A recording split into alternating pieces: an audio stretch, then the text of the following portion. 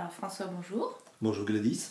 Eh bien merci d'être le premier à essayer ces interviews. Mais écoute, je t'en prie, c'est avec plaisir. C'est vrai que ça serait une première, donc on va voir un petit peu comment dérouler tout ça. Bon, tu te sens prêt? Allez, allons-y. Donc on est parti, on va démarrer par l'enfance. Donc voilà, tu peux te replonger un peu là-bas, dans cette époque. Et ma question c'est, qu'est-ce qui a été le plus difficile pour toi à cette époque, pendant ton enfance? Alors, me replonger dans l'enfance, c'est intéressant parce que le fameux studio 141 n'est pas loin de mon lieu où j'ai passé mon enfance. Ah oui, c'est intéressant. Et ce qui est intéressant, ce qui me vient en premier lieu, la difficulté que j'ai rencontrée, c'est une difficulté à l'école. J'avais beaucoup de mal à faire partie de groupes, à comprendre les règles qui m'étaient demandées à l'école, non pas les règles, on va dire, fondamentales de l'éducation, mais davantage les règles sociales. Le comment être avec les autres, comment pouvoir être avec les autres. Donc c'est vrai que ça a été une difficulté. Alors, comme d'autres et comme toi, pour en avoir parlé, c'est le bon élève qui a parlé, donc j'avais de bons résultats dans l'ensemble. Néanmoins, j'avais cette difficulté à être avec les autres. D'accord. Ok. Donc avec ce sentiment un petit peu, je le vois maintenant avec le recul, c'est un sentiment de malaise que j'éprouvais de rejet, de ne pas faire partie du clan, de ne pas être compris par les autres. Donc après, je le vois avec ma vie d'adulte et sous d'autres prismes, sous un autre regard. Néanmoins, effectivement, à cette époque-là, c'était vraiment ça, et cette difficulté d'être comme les autres au final, d'être dans la norme, d'être comme les autres. Et du coup, quelles ont été tes ressources? Quelles ont été tes ressources extérieures qui t'ont aidé pendant ton enfance? Ben, les ressources extérieures que j'ai développé ça avec, on va dire, une hyperactivité. C'est-à-dire aucun moment de libre où je ne fais rien. Voilà, je dirais. Et ça a commencé à partir de ce moment-là. Quelque chose qui aujourd'hui me suit et fait partie quand même de ma personnalité, clairement. Néanmoins, effectivement, il y a vraiment ce moment-là où c'était vital pour moi de faire quelque chose, d'être dans une activité, car dans cette activité-là, ça me permettait, même si j'étais pas avec les autres, de ne pas le formaliser, de ne pas m'en rendre compte, de ne pas rester bloqué sur un état de solitude ou de rejet. Et du coup, est-ce qu'il y a une action, enfin quelque chose que tu faisais plus que les autres, quelque chose que tu aimais le plus faire dans ces activités, qui t'aidait vraiment beaucoup? Ben, la ressource aujourd'hui, je m'en rends compte, c'était davantage le contact avec la nature, je dirais. D'être plus en lien avec la nature, avec ce qui se passe autour. Okay. C'est davantage ça. Et est-ce que tu avais des ressources de personnes à cette époque, des gens? Ben, je dirais non. Consciemment, là, je dirais non, effectivement. Okay. Animal? Alors, on a eu une maison toujours remplie de chats qui disparaissaient régulièrement. Ah, voilà. Donc, j'ai découvert que le chat était une ressource épuisable. C'est particulier à dire, mais voilà. Alors, si la SPA souhaite que je lui donne des explications, je lui en donnerai. Je suis végétarien, donc on ne les mangeait pas, mais néanmoins, vivant en ville, effectivement, les chats disparaissaient régulièrement. Mais après, effectivement, j'avais la chance d'avoir un jardin. Mes parents avaient d'autres animaux, on avait des poules, on avait des lapins. Donc c'est vrai que... et puis un jardin dans lequel je pouvais jouer, qui devenait mon univers à moi, un petit peu... Alice au Pays des Merveilles avait son univers, mais moi j'avais mon petit jardin qui n'était pas si petit au final, donc dans lequel je pouvais me ressourcer. Et voilà, certes j'étais seul, mais effectivement j'étais aussi dans un environnement global. Quoi, voilà. Et donc tu t'attachais pas trop aux chats alors, parce que tu avais vite compris qu'ils finissaient par... J'avais pas le temps, non, j'avais pas compris ce qui se passait au final pour les chats, mais j'avais pas trop le temps de m'attacher, eux non plus d'ailleurs. Donc voilà, oui. Je me souviens d'un chat en particulier, un joli chat roux, qu'on appelait forcément, comment vous l'appeliez, le chat roux? Ben, le rouquin, voilà, comme tout le monde. Oh non! Si, il s'appelait le rouquin.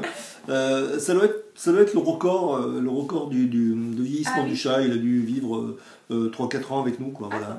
Ouais, non, mais voilà, c'était un grand-père pour nous, quoi. Donc voilà. Rétrospectivement, effectivement. Ok, alors si tu repenses à ton enfance, l'émotion dominante, tu as dit tout à l'heure le malaise. Oui, c'était un malaise. Je le vois aujourd'hui, c'était une sorte de rejet, mais effectivement, il y a des choses qui s'activaient en moi, voulant faire partie de ce clan, voulant faire partie des autres, avec les autres de cet environnement, effectivement. Et je sentais ce rejet, donc il y avait un malaise et il y avait une incompréhension de se dire, mais voilà, si je suis pas avec les autres, c'est que je suis pas dans la norme. Une C'était tristesse vraiment, aussi ou pas trop, hein? Pas trop de cet ordre-là. Sans doute une tristesse. Ouais. Sans doute une tristesse, ouais. Mais tu avais des amis quand même. Dans l'enfance, tu n'avais pas des amis d'école. C'est à partir de l'adolescence que tu as commencé à avoir des amis? Oui. D'accord. Oui, oui. Ok, super. Donc justement, tu as vu ça un peu? Quel enchaînement! Non mais bravo. Donc maintenant on passe à l'adolescence. Donc pour toi, pendant l'adolescence, qu'est-ce qui a été le plus difficile? D'avoir des boutons. Oh, c'est vrai. Ouais, c'est affreux d'avoir des boutons et les cheveux gras. Mais néanmoins, là, on s'en foutait parce que dans ce cas-là, je faisais partir. Excusez-moi des termes, moi je suis du sud-ouest, donc j'emploie des termes un peu bizarres. Donc je ne m'en moquais parce qu'effectivement, on était tous logés à la même enseigne. Donc là, effectivement, j'avais des amis d'enfance pour la majorité que j'ai gardé. T'as gardé une marque? Non, j'ai pas gardé de marque parce que cicatrice? j'utilisais, je peux pas dire le produit maintenant parce qu'on fait de la publicité si vous voulez, et puis il y a prescription, mais j'utilisais une crème que Franck, un ami d'enfance, qui lui était à l'époque préparateur en pharmacie, il rentrait dans ce cursus-là et qui forcément en pharmacie nous dealait, c'était le dealer du club, nous fournissait les produits un petit peu par rapport à ça. Donc, mais néanmoins, effectivement, comme tous les adolescents, voilà, on avait les cheveux gras, on avait des boutons et alors, quel bonheur, on avait des mobilettes. Quoi. Ça, c'était top. Ça, c'était ta ressource. Ça, c'était top. Franck, c'était ta ressource. Alors, et la mobilette. Non, Franck, je le qualifierais pas comme ressource, enfin, pas ce Franck-là, on en reparlera d'un autre plus tard. Ma ressource sur cette période d'adolescence, c'était Monsieur Brunet. Ah oui. Maurice. Que je crois que je l'ai jamais appelé par son prénom. C'était une figure de grand-père, parce que j'ai très peu connu mon grand-père maternel. Mon grand-père paternel, je ne l'ai absolument pas connu. Et dans cet environnement-là, cette personne-là représentait donc une figure d'homme et une figure d'autorité. Donc c'était vraiment... Mais chaleureuse, quoi, parce voilà, que comme le côté paternel... Quand je parle d'autorité, c'était quelque chose de juste. C'était voilà, c'était vraiment un accueil chaleureux. C'est quelqu'un qui m'a donné le goût pour beaucoup de choses, quoi. Une référence aussi. Une référence aussi. J'en parle, là, je me rends compte que j'ai beaucoup d'émotions quand j'en parle, qui revient parce que c'est un personnage qui a énormément compté. Je ne saurais même pas dire pourquoi, mais je sais qu'il a compté dans ma construction aujourd'hui. J'ai beaucoup d'émotions là, d'un coup, d'un seul. Ah, c'est bien. Ah ouais, j'espère qu'il n'y aura pas d'image.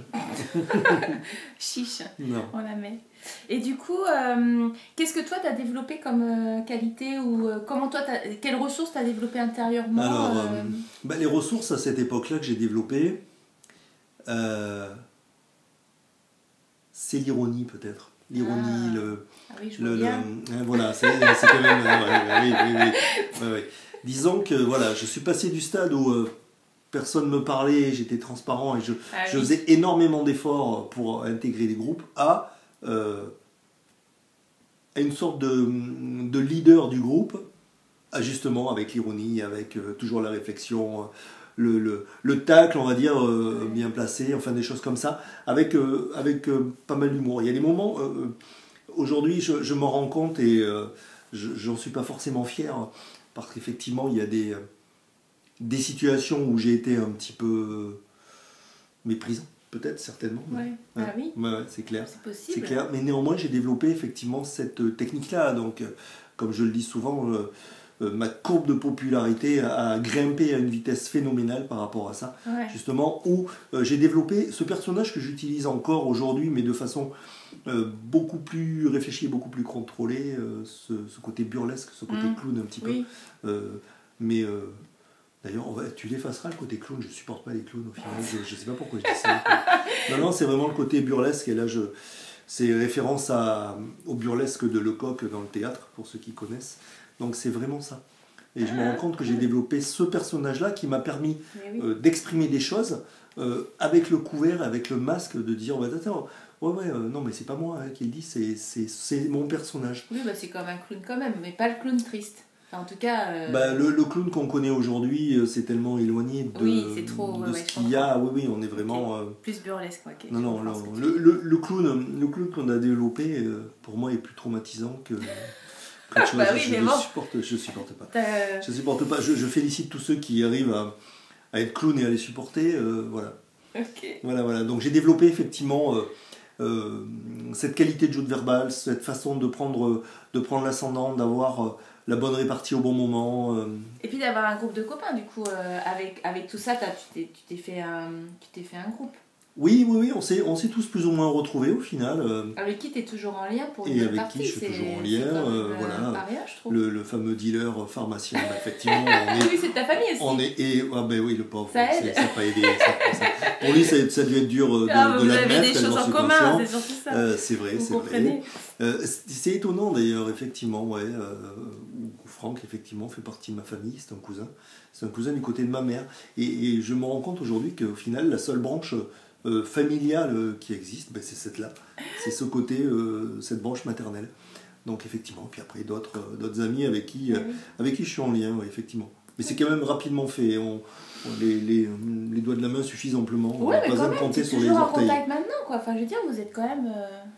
Il y a un lien qui s'est tissé à ce moment-là, c'est vrai. Oui. Et du coup, si tu fais ressortir une émotion dominante de cette époque, ce serait quoi ?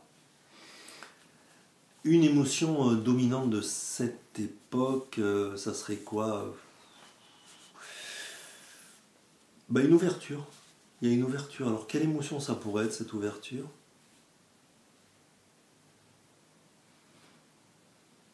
Il y en a plein qui viennent, mais c'est pas forcément celle de l'époque.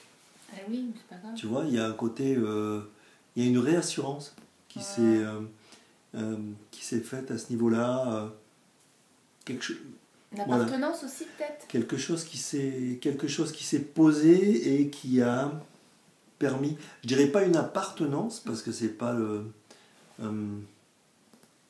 quelque chose d'existentiel qui s'est fait à ce moment-là. Et qui a été une petite découverte de moi-même, de comment je pouvais être quelque chose d'existentiel qui a permis justement de se poser. Un apaisement du coup peut-être Sans aucun doute, ouais. Sans aucun doute un apaisement. Comme tu dis, alors après, effectivement, quand on parle d'apaisement, il y a eu une partie, il y a eu la dos rageur, d'accord, oui. comme bon nombre ont pu c'est l'être. Un apaisement, mais ça n'a pas été un apaisement. Voilà. Et cet ado-rageur n'a pas été un apaisement pour mon entourage proche. Oui. Voilà. Je pense que mes parents, qui ne sont plus, pourraient en témoigner. Et je ne parle pas d'un entourage autre qui n'a pas dû vivre des bons moments. Mais effectivement, pour moi, ça a été un passage. Donc il y a eu la tempête et il y a eu une partie calme après et avant la tempête. Voilà. Allez. Super. Donc, jeune adulte, alors, on passe maintenant à l'entrée dans la vie d'adulte. Qu'est-ce qui a été le plus difficile pour toi dans ces années-là ? Alors là, dans ces années-là de jeune adulte, c'était de comprendre qu'est-ce qu'on attendait du jeune adulte. Avec cette sensation de dire, mais on attend quelque chose de moi, mais je ne sais pas quoi. Et ça a été vrai au niveau professionnel. Et ça a été vrai au niveau de mes études, le jeune adulte, voilà. On m'a absolument pas expliqué, ou alors je n'ai pas su le comprendre, quel était l'intérêt de faire des études. À part effectivement avoir, je vois que tu souris parce que tu connais l'histoire, à part avoir, entre guillemets, un fan club, aujourd'hui on dirait des followers, parce qu'effectivement, là j'ai énormément gagné en popularité, donc j'étais le cancre vraiment sympathique, quoi. Aucun moment j'ai agressé des profs, mais c'était vraiment pour moi c'était déjà devenu un petit peu une salle de spectacle. Donc l'intérêt d'une salle de spectacle pour moi c'était de faire le show, et alors que j'étais là au final pour apprendre des choses, apprendre un métier, et là je suis complètement passé à côté. D'accord. Donc ce jeune adulte là, sorti de l'école, effectivement quoi faire, il a fallu aller travailler effectivement aussi. Et puis avec le travail, c'était aussi, qu'est-ce qu'on lui demande aux jeunes adultes, fonder une famille, avoir un métier, enfin c'était plein de choses comme ça. Oui, la visite, à ce moment-là, on a un chat qui arrive, vous voyez. Et c'était curieux, quoi. C'était un mélange assez curieux que je revois aujourd'hui en me disant, bah voilà, ouais, c'est vrai que le jeune adulte, oui, mais attendez, on attend quoi de moi là? On attend quoi de moi? Comme si, effectivement, on attendait quelque chose, certainement, hein, d'ailleurs, parce qu'il a fallu, comme bon nombre, et comme beaucoup de monde, effectivement, j'ai travaillé, j'ai fondé une famille, et j'ai pas eu des enfants, j'ai eu un enfant, une fille, précisément. Donc en fait, c'est ça, quoi. Ouais, c'est beaucoup d'interrogations. Oui, à nouveau, là, voilà, ça a été peut-être une phase d'entrer dans une vie active, extrêmement active, je dirais, sans en comprendre les tenants ou les aboutissants. Voilà, j'ai été... alors, un bon petit soldat, je suis pas fan de l'expression. Hein. Je suis pas fan de l'expression, surtout que je suis pas fan du côté militaire, ça peut renvoyer clairement. Hein. Mais néanmoins, voilà, c'est ça, j'étais un bon exécutant au niveau professionnel, au niveau social, j'étais dans les règles impeccables, hein. J'ai fait bien comme tout le monde, j'étais un consommateur bien comme tout le monde aussi, là où on m'attendait. Et effectivement, et alors au niveau de la famille, pareil, bien comme on m'attendait, la maison, le mariage, les enfants, tout y était. Donc je revois ça avec, avec voiture, un certain... le chien, les chats. Les chats, oui, là, tableau plein, on a même un cheval à une époque, voilà, c'est pour dire, voilà. Ça a été vraiment, je revois aujourd'hui avec peut-être une part d'amertume en moi, et néanmoins je le revois avec beaucoup d'affection pour ce François que j'ai été et qui a été nourri à cette époque-là aussi de tout ça, quoi. Et du coup, tes ressources à l'époque par rapport à ça Allez, on va censurer la cigarette. À cette époque-là, je fumais énormément. Par rapport à ça, j'ai fait du vélo énormément. Pour compenser. Pour compenser, sans doute, pour trouver...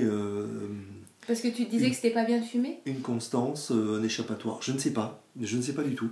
Non, je ne sais pas du tout. Là aussi, il y avait l'appartenance, quoi. Tout le monde fumait. Car c'était une époque où on ne vapotait pas, je tiens à vous le dire, et on pouvait fumer partout.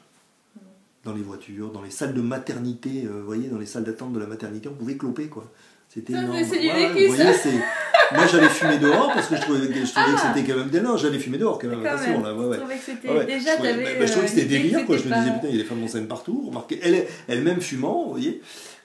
C'était une époque quand même surnaturelle. Ça fait penser à un film où je proposais à Gladys de vous le mettre en ressources, mais c'est quand même assez étonnant ces années-là. C'est quoi le film? Le film, tu l'as pensé, c'est avec... oui, je le donnerai avec toi. tu me diras. C'est avec Daniel Auteuil et Famille Ardant. D'accord. Oui, je le donnerai tout à l'heure. Ouais, c'est le teasing. Gladys c'est produit ce teasing, mais moi aussi. Voilà. Donc, voilà, cette vie d'adulte, un petit peu comme ça, et les ressources, je les ai trouvées avec des échappatoires, avec le sport, avec plein de choses comme ça. Des gens? Non? Pas de ressources humaines ou animales? Animal, non? Non, les animaux étaient devenus... Alors, le chien, le chien était extraordinaire, les autres étaient déjà présents, ouais. Non, mais un lien très fort avec ce chien. Ah, ouais. oui, un lien très très fort avec ce chien qui, au final, n'était pas un chien, était un membre de la famille. C'est pour ça que tu penses pas spontanément, là. Non, parce que... Animal? Non, c'était pas un animal, c'était un chien. Ouais. C'était pas un chien, en vérité, c'était un boxer. Et tous ceux qui ont des boxers, je les salue d'ailleurs, bravo, c'est un très bon choix. Savent de quoi je parle parce que c'est pas un chien. C'est pas un chien, c'est pas un humain, voilà, c'est un boxer. Et c'est pas une ressource? Et ça a été une ressource, oui, effectivement. Merci de me le rappeler d'ailleurs. Ça a été une ressource. Ça a été une ressource et plein d'autres ressources. À cette époque-là aussi, j'ai commencé à me questionner les fameuses questions qui suis-je, où vais-je, et non pas dans quel état j'erre. Néanmoins, qui suis-je et où vais-je, et ça a été des questionnements. Et les premières rencontres par rapport à ça, dans ce que certains pourront décrire comme développement personnel, moi c'était plus une recherche, quoi. Une recherche d'identité et un bien-être. Ouais, parce que tu avais un mal-être j'en étais pas conscient. J'en étais pas conscient, mais oui, il y avait forcément des choses qui tournaient, quoi. Et voilà. Du coup, l'émotion dominante là de cette période de jeune adulte, tu dirais quoi? Ah, donc. à fond. Ah ouais. À fond, à fond, à fond. Donc, à fond, l'émotion, l'agitation, c'était... en fait, si tu mettais une émotion, une forme d'émotion, ce serait genre de l'agitation ou de la surstimulation. C'est pas forcément des émotions non plus d'ailleurs. Hein, mais, Non, c'était plus une négation. Ah. C'était plus une négation. De toi-même, de moi-même, oui, dans l'idée qui suis-je, où vais-je, à partir du moment où j'ai commencé à me poser la question de qui suis-je et où vais-je, là il y a des choses qui sont apparues et qui ont été compliquées à vivre, quoi. Des nids d'angoisse peut-être, enfin tu sais, d'essayer de compenser de l'angoisse qui remontait, ou non, t'avais pas ça, t'avais pas trop de... Non, t'étais pas non. quelqu'un d'anxieux, enfin pas... Non, tu te sens pas anxieux, mais tu l'es en très très souterrain. Absolument pas, c'est une sensation, une émotion que je ne connais pas. Ah oui, voilà, t'as de la chance. Hein. Oui, tout à fait. Tout à fait, je suis la seule personne au monde. Alors d'ailleurs, je fais des séances de coaching pour les gens qui sont angoissés et qui font comme moi, qui ne savent pas ce que c'est. Donc non, plein d'émotions bien sûr. Non, je dirais aujourd'hui rétrospectivement, plus dans cette idée d'être, voilà, de se voir à fond un petit peu le hamster, mais à un moment ou un autre, voilà, à force il a fallu huiler les roulements parce que la route tournait plus très bien. Et c'est à ce moment-là, cette prise de conscience qui a demandé effectivement de ralentir, de voir ce qui se passe, de prendre en considération les sentiments, les émotions qu'il y avait à ce moment-là. Et là, ouais, j'ai eu un premier accompagnement que je nommais pas psychologique à cette époque-là. Une première rencontre avec Catherine et Annick, qui sont des personnes qui ont beaucoup compté pour moi, qui m'ont amené beaucoup de choses. Là, c'était jeune adulte déjà. Ouais. Ok, pardon, je suis coupée. Voilà. Non, mais je t'en prie, j'ai l'habitude. Du coup, en adulte actif que tu es, on passe à cette époque-là, à moins que tu aies encore des choses à dire sur le jeune adulte. Non, puis jeune adulte aussi, c'était les groupes d'amis. Oui, pareil, on se suivait depuis longtemps, on a continué à se suivre, même si les uns les autres, on est parti un petit peu dans des directions diverses et variées. Puis jeune adulte, oui, comme tu le précises, la moto, avec le fameux Franck où on a enchaîné des séjours aux urgences, surtout lui, bien plus gravement que moi du reste, mais c'est vrai qu'on avait une coutume de tomber régulièrement en moto et de faire des chutes, donc en fait, ça crée des liens, quoi, c'est clair. C'était les parents qui étaient anxieux, c'est eux qui portaient. C'est pour ça que tu ne connais pas l'anxiété, c'était les parents qu'on ne pouvait plus. On a trouvé une facilité par rapport à ça, l'anxiété, on la faisait matérialiser à l'extérieur, voilà, donc c'était bien. Alors c'est vrai qu'effectivement... nos parents étaient là, mais on avait effectivement cette option en moto qui était plutôt sympa, où on a passé des bons moments, quoi. Ok, donc on peut passer à l'actif que tu es. Allez, allons sur l'actif. Disons que là, présentement, on va dire, qu'est-ce qui est le plus difficile pour toi à ton époque maintenant? C'est fait curieux quand tu dis présentement comme ça. Ah oui, d'accord. Ouais. C'est... Alors, qu'est-ce qui est dur aujourd'hui à mon époque?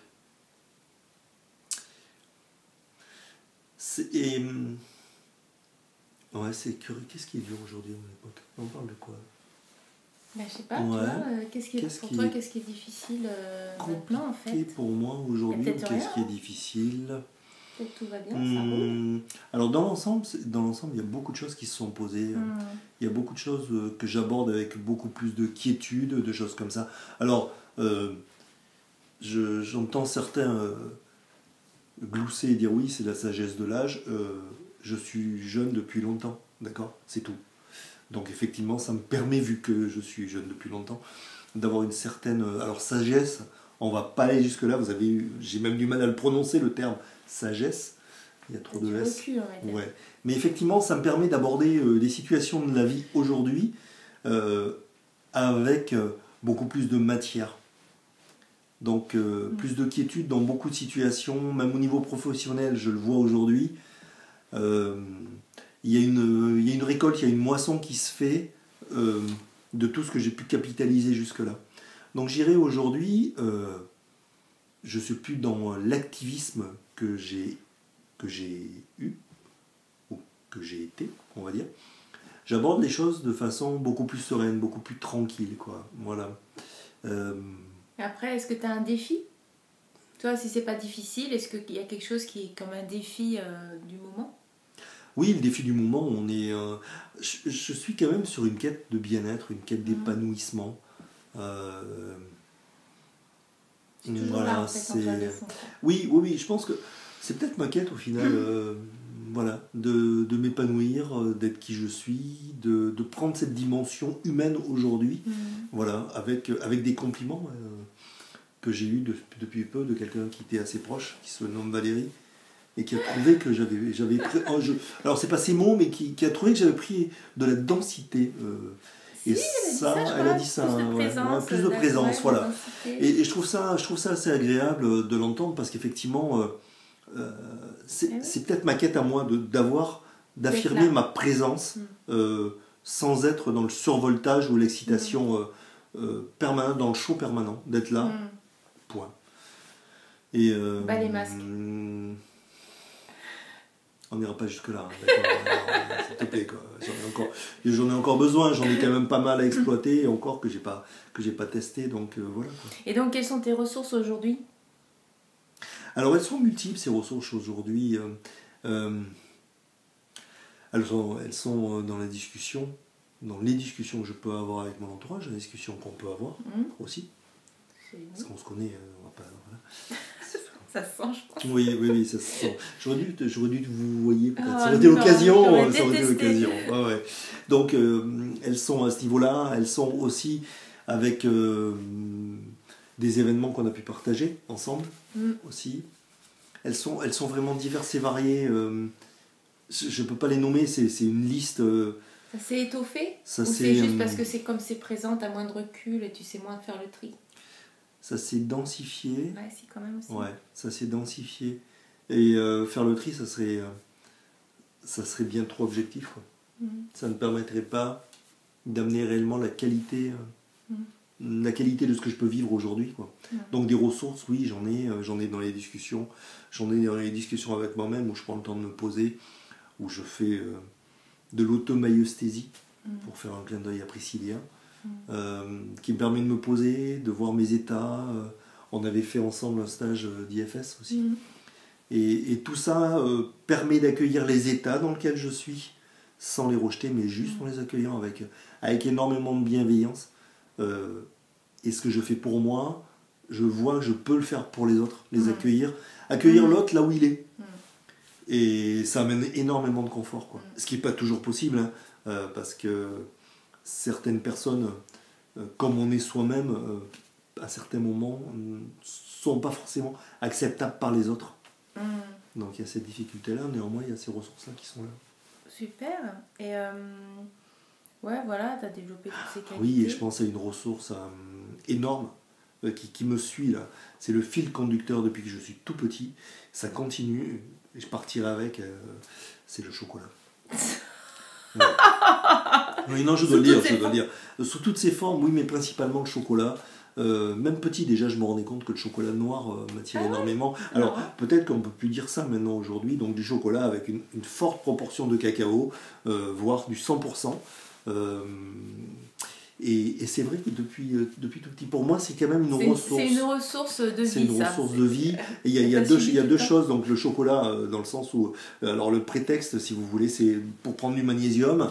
Et après, c'est comme d'autres personnages, c'est des bananes pour le potassium. Ah oui. C'est étonnant ça, mais je vois que pour moi, ce sont des ressources. Alors, je dirais. Alors, la psychologie de comptoir a dit oui, mais il utilise ça parce que la nourriture, comme je m'en fous, quoi. Pour moi, c'est une ressource, donc voilà, je la prends comme ressource. Cool. Du coup, l'émotion qui domine en ce moment? Quand je mange du chocolat, c'est plaisir. Non, dans ta vie d'adulte actif. Émotion, la sérénité. Ah oui? La sérénité, ouais, il y a vraiment une part de quelque chose qui se pose. Regarde, même la chatte, elle est sidérée d'entendre ça. Là, vous avez vu le message. Attends, mais je veux voir ça, mamie. Ouais, elle ne revient pas, ouais, c'est vrai. Ouais. Il y a quelque chose, il y a une part là, comme ça qui s'est posée, ouais. Ah, sympa. Alors, attention, je marche pas sur l'eau, hein. Voilà, on est tranquille, quoi. Mais de toute façon, n'importe qui est serein, t'es pas en lévitation. Alors, il m'arrive de marcher sur l'eau aussi, c'est vrai, mais c'est des petites flaques quand même, c'est des flacounettes. T'as le fond. Du coup, là maintenant qu'on a fait toutes les périodes, quelle est l'émotion? Comment tu te sens par rapport à cette interview? Est-ce que ça Ça fait quelque chose Non, je me sens tranquille, c'est plutôt agréable. C'est agréable de partager ce moment avec toi, j'aime bien. J'aime bien. La Chacha nous a rejoints aussi pour l'interview, elle participe activement. Donc, non, c'est plutôt agréable de faire ce parcours-là. Ça permet, tu vois, rétrospectivement de voir des choses. Et vu qu'effectivement, on se connaît assez bien, d'avoir un autre éclairage sur ça. Donc, ça permettra aussi de processer par rapport aux réflexions que tu m'as dit et de me dire, tiens, ben ouais, si elle m'a dit ça, alors que spontanément, j'y aurais pas pensé. Ou est-ce que ça, je l'ai mis sous le tapis? Voilà, ça me permettra d'aller revisiter avec bienveillance, voilà, des événements ou des choses comme ça. Cool. Merci. Merci. Et donc, l'émotion, c'est tranquille, quoi. Hein? Ouais, voilà, c'est tranquille. Qui domine. Alors, pour terminer, est-ce que tu as 3 thérapies que tu aurais faites, parce que tu en as cité quelques-unes, là, est-ce que tu en as 3 que tu nous ferais ressortir comme celles qui t'ont le plus aidé sur l'ensemble de ton parcours? Alors, la petite dernière là qu'on a fait, ça c'est top. Ouais, ça c'est top. Alors, petite, t'as bien... Alors, elle n'est pas forcément petite, voilà. C'est le séminaire qu'on a fait avec Gladys. On s'est offert ce séminaire avec Franck Lobvet. Donc, je ne peux pas dire que c'est une thérapie. C'est une rencontre, une précieuse rencontre. Voilà. Précieuse rencontre qui permet de poser des choses et qui se diffuse. Et qui infuse. Et qui me permet moi, alors je peux parler que de mon expérience, qui me permet moi d'être plus tranquille avec qui je suis et de ce fait aussi d'être plus tranquille avec les autres, de m'autoriser, comme lui l'amène, quoi, de changer de point de vue, d'avoir des points de vue différents, de collecter mais réellement un 360, on n'est pas sur une expérience virtuelle 360 augmentée, non, on est vraiment dans le concret. Et ce 360-là permet justement d'avoir différents points de vue. Ça, c'est ton number one? Ouais, ça, c'est mon number one. Mon autre? Oui, Jacques Lucas. Ah oui? Jacques Lucas. Avec le tantra homme et sa façon dont il présente. Ma quête était de pouvoir définir c'est quoi la masculinité, c'est quoi être un homme aujourd'hui. C'est un titre, j'avais même l'idée d'en faire un spectacle, de le raconter aux gens, mais c'est en ce moment-là, c'est aussi vrai, quoi. Et pour moi, c'était vraiment ça. Parce que, comme j'expliquais, au niveau grands-parents, moi je ne les ai pas connus, et j'avais besoin d'avoir cette confrontation. Mais quand je parle de confrontation, on n'est pas sur du catch, de rencontrer diverses masculinités et de rencontrer ma masculinité à moi, c'est quoi être un homme. Et donc, ah non, il n'y avait pas que des hommes quand et alors, j'ai fait plusieurs stages de tantra avec Jacques Lucas. J'ai fait du mix, j'ai fait de l'homme, j'ai fait des choses comme ça. Et ça m'a vraiment permis de poser quelque chose tranquillement, d'être vraiment à l'aise avec moi-même, avec mon corps, avec ma masculinité, avec les autres hommes et avec les femmes aussi. Voilà. Mais on est vraiment dans ce tantra qui est particulier dans sa façon, comme il amène lui. Voilà. Je peux que vous encourager à aller vers... visiter. Il fait plus, lui, ici? Il fait encore pour les hommes, il fait plus de mixte. Ah d'accord. Il fait plus de mixte. Donc, il a décidé d'arrêter. Si c'est un sujet pour d'autres hommes, c'est un bon... C'est voir... c'est un bon contact. C'est un contact intéressant. En plus, le site est bien, non? Oh pardon, je te coupe. Ouais, le site est bien. Là où il fait, je veux dire, c'était agréable. Et les lieux sont plutôt agréables. Mais ce que je voulais dire, c'est que on est vraiment dans une approche respectueuse de l'écologie de chacun. Donc c'est vraiment ça. On n'est pas, comme disait une collègue, et elle a tiré ça à mon avis d'un ouvrage, elle disait le tantra c'est les partous bio. Alors moi je trouve ça le raccourci. voilà, je trouve ça extrêmement intéressant, son point de vue. Je sais pas où elle a pêché ça. Là on est vraiment pas dans ce cas-là. Ah oui, je croyais que tu étais en train de dire que tu étais d'accord avec non, absolument pas. Absolument pas le côté. C'est absolument pas ça, c'est vraiment beaucoup plus humain, beaucoup plus spirituel. Ouais. Il y a vraiment une humanité. Donc ça, il y a il y a ça, donc c'est des rapports. Puis je sais pas, une troisième, la découverte avec la maïeusthésie. Bah oui, quand même. Ouais, quand même, voilà. Alors la maïeusthésie, là, c'est Thierry Tournebise qui a ça a quand même fait beaucoup théorisé ça. C'est une approche qu'il a théorisée de comment être avec les autres, comment être dans un accompagnement avec les autres. Donc je me suis formé avec lui. Donc j'ai fait un clin d'œil tout à l'heure avec Priscilla. Je peux faire un clin d'œil qui aussi, est formée qui est praticienne et qui est une formatrice. Dans un lieu magnifique. Oui, dans un lieu magnifique. Alors, c'est un clin d'œil parce qu'il y a voilà. Gladys amène ça. Moi, je sais depuis que je suis tout jeune, je me nourris de ce que je trouve beau, les gens, les lieux. Donc je me passais des moments énormes à regarder un lieu, à regarder les gens. Alors ça peut paraître bizarre, mais aujourd'hui j'assume complètement, quoi. Hein. Et j'avais fait un séminaire avec Priscilla à la Grande Motte. Ouais, et on avait eu la joie d'y aller ensemble avec Gladys, et c'est vrai que ça avait été sympa, parce que c'est un lieu magique. Comme beaucoup d'autres lieux qui sont extrêmement critiqués, j'adore justement ça, les lieux qui sont critiqués, parce que souvent, c'est en s'en approchant et en prenant le temps de les découvrir qu'on arrive à voir la perle qui est là. Ah non, mais là-bas, c'est vraiment... Ouais. Et la Grande Motte est absolument extraordinaire. Et je suis, comme beaucoup de lieux, je suis extrêmement satisfait des gens qui détestent et qui n'y vont pas. Comme ça laisse de la place aux gens qui apprécient les lieux. Donc ne changez pas. Ne changez pas, n'y allez pas, c'est pas bien. Oh. Voilà, c'est ça. Laissez-le aux initiés. non, c'est prétentieux de ma part de dire ça. Donc voilà, et puis il y a Roland Coyax aussi, qui m'a formé. Ça a été des gens pour moi qui m'ont permis d'aborder la maïeusthésie d'une façon humaine, d'une façon ouverte, et de pouvoir moi me positionner. Donc je suis formé, donc je peux faire de l'accompagnement avec cet outil-là, parce que c'est pas une méthode, hein, c'est vraiment un outil. Et il me permet aujourd'hui d'être plus à l'aise dans mes rapports avec les gens.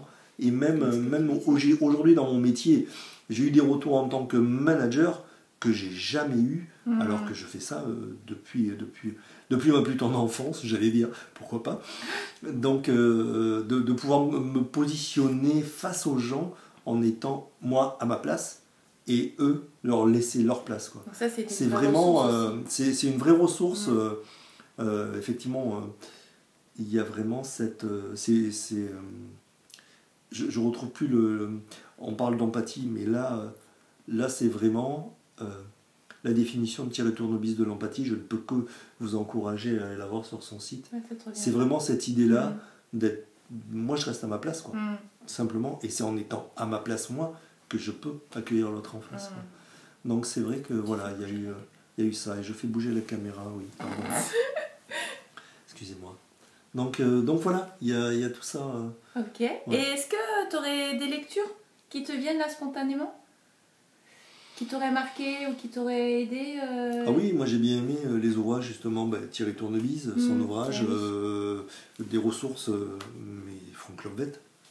Il a des ressources inépuisables sur... j'ai pas lu son livre, parce que je sais pas si c'est écrit au final. Si. Il a écrit un livre. Ouais, je sais pas, il est tellement dans sa présence physique. Oui, c'est ça, moi c'est pour ça que j'ai pas lu. Que je ne suis même pas, je suis certain qu'il a écrit de nombreux ouvrages, bien sûr. Pas nombreux, mais non, pour moi c'est une ressource audio. Je ne sais pas, je partage avec vous, ceux qui ont fait des séminaires ou qui ont eu la chance de pouvoir réellement le rencontrer. Quand je entends sa voix, ça me replonge dans l'énergie du moment. Donc c'est vraiment une ressource par rapport à ça. Donc, mais là c'est une ressource plus audio, mais c'est bien aussi. Voilà. Mais je pensais aux livres. Après aux livres, effectivement, donc les livres de Thierry Tournebise, les livres de Jacques Lucas, un livre dont je n'ai pas la référence, mais pareil, on pourra le mettre peut-être sur le site. C'est Le Nerf Vague. Ah oui, tu parles du livre jaune là? Oui, le livre jaune, c'est moi qui l'ai là-bas. Oui, je vois. Donc, celui-là, donc c'est parce que tu mets en pratique ce qui est proposé. Alors exactement, il y a des choses que je mets en pratique. Une autre découverte aussi très très intéressante, la méthode Bates pour les yeux, que j'ai mis en pratique avec Sandrine Motte, qui exerce dans les Hautes-Alpes. ça a été vraiment une découverte parce que ça permet, là aussi, on dit oui, souvent changer de point de vue, mais déjà changer de point de vue sur son regard à soi, mais de façon mécanique, c'est extraordinaire. C'est extraordinaire, je dis ça parce que j'ai choisi de suivre ce protocole suite à une opération des yeux, une opération de la myopie, une rectification de la myopie. Donc voilà. C'était un challenge. Ça c'était un challenge déjà pour moi, ça. Ouais, c'est vrai. Donc voilà. Après, j'en oublie certainement et je pourrais. T'as lu beaucoup de choses, mais bon voilà, tu fais ressortir ces choses-là parce que Bates non plus t'avais pas forcément lu, mais c'est plus. Le livre de Lecoq sur le corps. Le corps et la parole du corps aussi ça, c'est extrêmement, c'est sur le théâtre qui est extrêmement intéressant, très puissant, très novateur dans sa façon d'écrire. Que je lis en permanence. Il y a des livres comme ça que j'ai lus et je les prends et j'ouvre une page et c'est un voyage. C'est un voyage, c'est une rencontre. Et je me rends compte qu'aujourd'hui, voilà, quand on parle de rencontre, avec toutes les thérapies, toutes les choses que j'ai vues, qu'on a pu explorer ensemble, aujourd'hui c'est une rencontre permanente. Je vais croiser quelqu'un, ça va être une rencontre. Mais moi, ce qui m'intéresse, c'est cette rencontre-là, cette découverte, que ça soit personnel, professionnel, que ça soit à tous les niveaux, physique, sensoriel. Ce qui m'intéresse aujourd'hui, c'est d'être dans cette rencontre-là. Et à chaque fois, c'est extraordinaire. Même si elle peut être agréable, décevante, stressante ou autre, il y a quelque chose, il se passe quelque chose. Ok. Merci. Est-ce que tu veux rajouter quelque chose? Mais non. Je ne sais pas comment sera cette première interview pour toi, parce qu'effectivement, ça te permettra peut-être d'en faire quelque chose. Et je trouve ça très intéressant, c'est sympa. Ouais. C'est sympa. Là, alors, pour faire référence, quand on parle de myesthésie, on parle d'être de soi. Quand on parle d'IFS, on parle de part de soi. Et donc, il y a un François en moi qui est le côté showman, qui est super content d'interviewer. Et néanmoins, il y a cette part de moi qui est content de pouvoir participer peut-être à quelque chose, d'amener une parole, d'amener une ressource peut-être aux gens et de se dire tiens, ce bouquin, j'y avais pas pensé ou j'avais pas pensé ça. Donc voilà. Merci Gladys de m'avoir offert cet espace de parole que je trouve très agréable et puis où tu as su me mettre en confiance et m'amener à un endroit où je peux me livrer tranquillement. Et je te remercie. Écoute, merci beaucoup. Et merci à vous. J'espère qu'effectivement, vous aurez passé un bon moment en notre compagnie, c'est ça? En tout cas, nous, on a passé un bon moment. Voilà, merci. Donc, j'espère que ça va se sentir de l'autre côté de la caméra. En tout cas, merci ou des écouteurs, beaucoup, suivant si ça devient podcast. Écoute, on verra. Je verrai, ça peut être sympa d'avoir l'image. J'ai fait une erreur, normalement on ne met pas des choses à réunir, mais je les ai mis dans le sens, ça m'amène si, tu vois. On verra, écoute, on verra le résultat. En tout cas, donc merci de t'être prêté au jeu. Oui.